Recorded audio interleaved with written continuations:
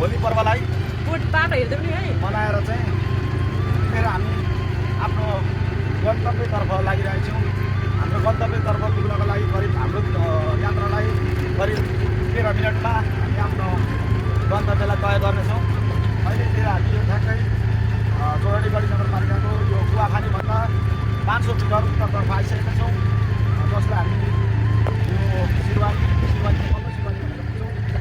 र अब हामी यो सिरवानीदेखि आएको बाटो चाहिँ अगाडि कुवाखानीदेखि आएको बाटो चाहिँ सिरवानीको अब डिरेक्सनमा पुग्न लागिसकेको छ र यो डिरेक्सन पुगिसकेपछि हामी बेलुकातर्फ हाम्रो बाटो तय हुनेछ। बाटो निकै स्लो छ, आजको स्पिड छैन। अब भने गाडीको स्पिड बढ्न सक्छ।